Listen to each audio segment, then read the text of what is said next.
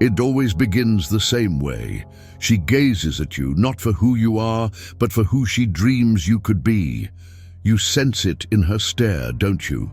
That spark of hope, or is it craving? You think she sees you, but she doesn't. She's sizing you, up evaluating, scanning you like a blank slate, ready for her to craft her vision. But that vision isn't you. It never was. And Carl Jung, he cautioned you, not with gentle platitudes, but with the piercing clarity of a man who spent his life peering into the depths of the human psyche. Jung dedicated his existence to charting the unconscious, the silent force beneath your awareness, and he uncovered something unsettling about women. He found they don't just love men, they love the idea of men, the fantasy, the projection, the chilling truth. Most don't even know they're doing it. You might believe she's choosing you, but she's choosing the version of you she's conjured in her mind. A psychological puppet cast in her private drama, and when you stray from the script, she recasts the role, not the story. Jung named this projection the animus, the inner masculine archetype within every woman. When it's immature, unrefined, or unchecked, it becomes a tyrant. It's the hidden force driving women to chase dangerous men and dismiss the good ones, to argue without logic, dominate without insight, and judge without accountability. Jung didn't soften this. He called it a spiritual possession, a state where a woman no longer acts from her own mind, but from the shadowy grip of her inner fantasy. And men, you fall for it because no one taught you to see it. You mistake being wanted for being known, being chosen for being understood. You trust her words when she says you're special, when really, you're just the latest face cast to play a role she's been scripting since childhood. When the fantasy crumbles, when the mask falls, you're left confused, betrayed, humiliated, wondering what you did wrong. But you didn't do anything wrong. You just stopped being a convincing actor in her play. Jung warned, the only escape from this psychological theater is through individuation, the lifelong journey of becoming whole within yourself. Here's the hard truth. Most men never begin this path. You've been taught to seek approval, to chase validation, to let women define your worth, and as long as you do, you'll keep playing the same role, replaced when the audience tires of you. Individuation isn't glamorous, it's grueling. It demands you face the parts of yourself you've buried, the weak, the insecure, the broken. It requires you to stop blaming women for not seeing you and start seeing yourself, because Jung knew something most men never grasp. You don't become a man by being chosen. You become a man by choosing yourself. Your worth isn't earned through her affection. It's earned by standing alone, fully awake, fully accountable, fully alive. A man who has faced his own unconscious cannot be swayed by projection. He's no longer a puppet in someone else's fantasy. He authors his own reality. Jung observed that the greatest tragedy of modern men is not rejection, but their willingness to mold themselves into whatever shape they think will be accepted. You call it compromise, partnership, love. Jung called it self-betrayal. He warned that men who neglect their own psychic growth become slaves to the feminine projection, shaping themselves like clay to fit demands from women who don't even know their own desires. You stop being men and become masks, smiling, nodding, performing until you forget who you were before the mask. And women, they sense it.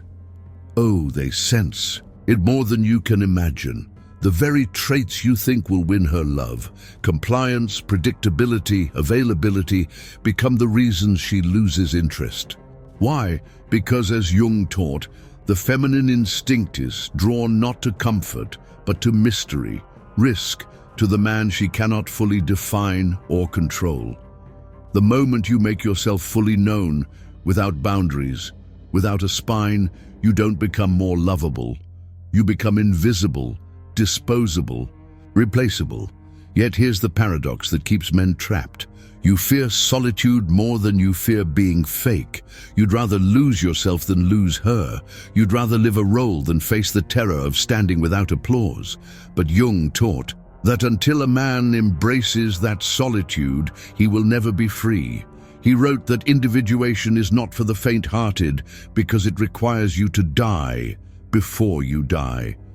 To let the false versions of yourself burn so something real can rise. Let me tell you something rarely said aloud. Individuation is lonely, terrifyingly lonely. As you walk that path, you'll see things you can't unsee.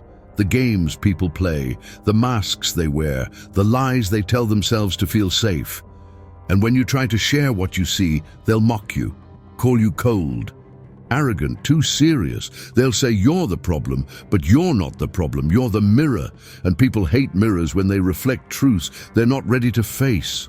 Jung knew this. He spent decades studying people, terrified to confront their own shadow, the dark, rejected parts of their psyche. And women, he warned, are often raised in cultures that reward avoiding that confrontation, told they're pure, emotional, intuitive, complete.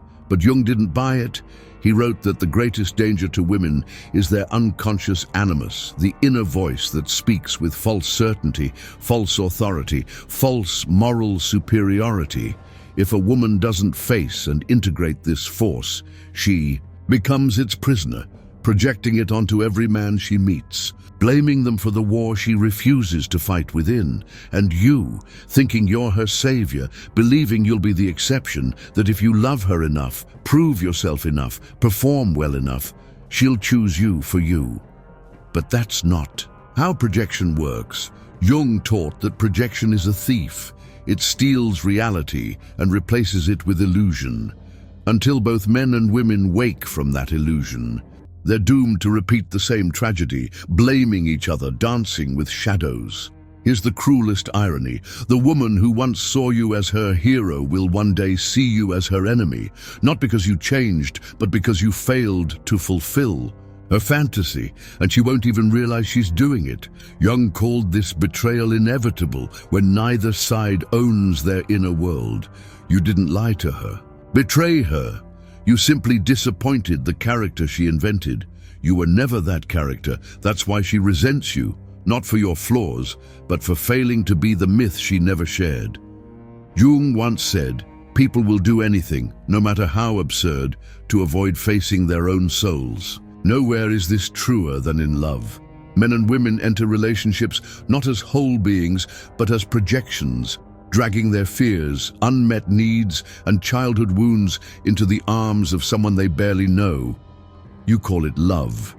Jung called it possession, like a man under a spell. You keep walking into the trap, thinking this time it'll be different, but it never is, because you haven't asked the most terrifying question.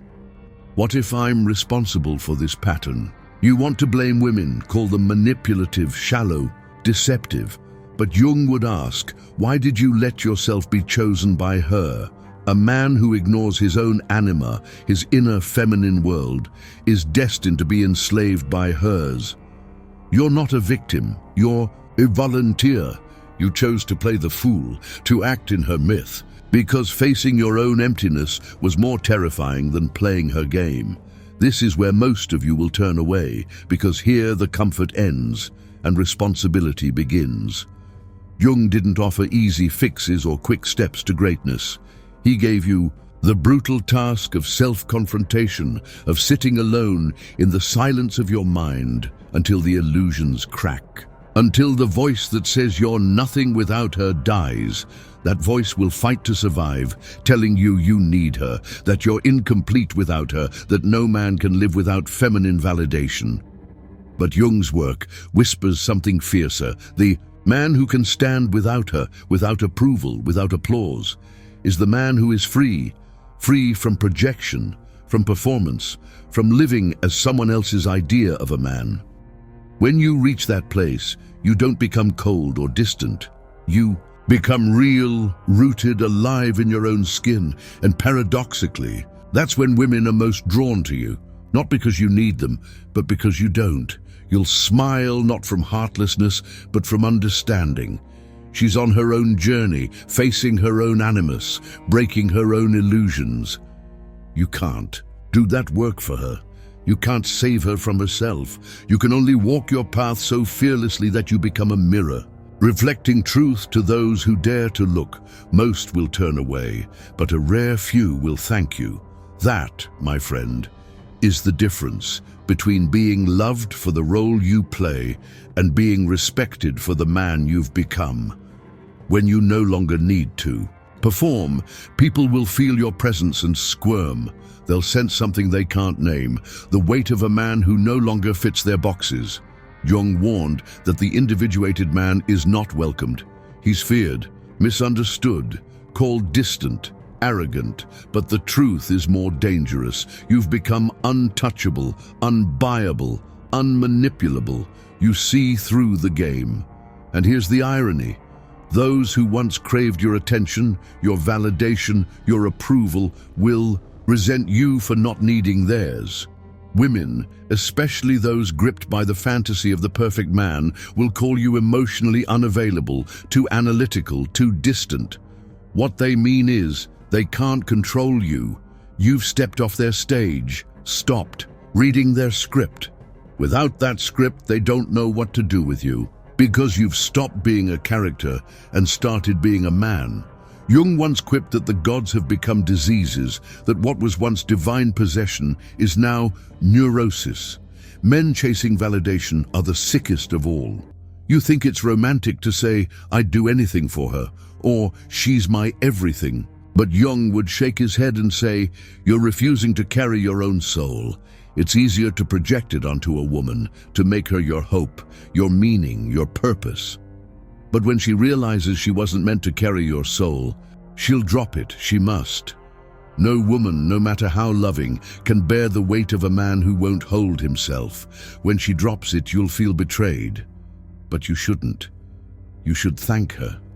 In that moment when the illusion shatters, you face the truth. The work of becoming a man was always yours. You have two choices: blame her, grow bitter, join the chorus of angry men who mock and resent women, cowards who never face their own emptiness, or do what Jung demanded, turn inward, start the lonely, terrifying, liberating work of individuation, of becoming whole without needing her. The woman you seek out there is a reflection of the part of yourself you've abandoned.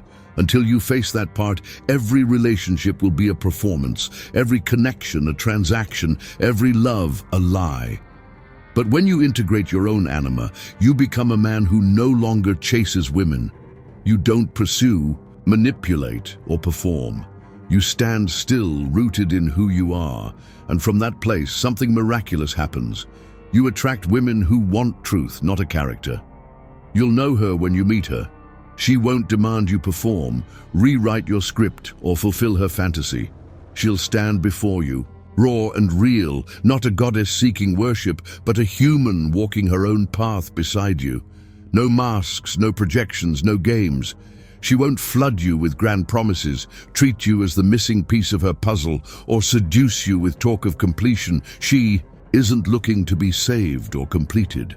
She's done her work, faced her shadow, confronted her animus, burned her illusions. That's why she won't need you to carry her soul. She'll stand whole, looking you in the eye, not as a man to mold, but as a man to meet. In that meeting, there's no desperation, no clinging, no performance, only truth. And that truth, Jung taught, is the rarest, most dangerous love, born not of need, but of freedom. Freedom to choose, to walk away, to stand together without illusions, masks, or fear. But most of you will never know this, because you'll quit before you get there. You'll settle for the performance, the fantasy, the fleeting thrill of being seen as someone you're not. Facing who you truly are feels too heavy. But if you have the courage, the raw, gut-wrenching courage to keep walking, to stand alone, to strip away every false layer, You'll find yourself at the edge of something terrifyingly beautiful. You'll find yourself.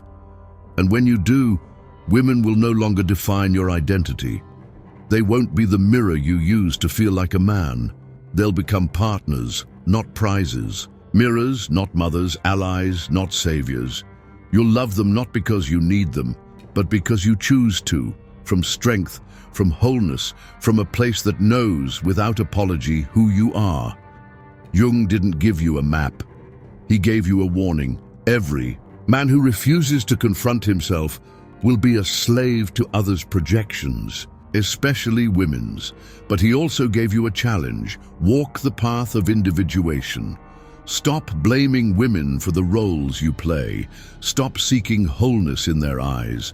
Stop waiting to be chosen. The man who chooses himself, unapologetically, relentlessly, cannot be controlled by fantasy, seduced by performance, or reduced to a character in someone else's script. He becomes the author of his own life. If this resonates, don't just move on. Take a moment to reflect.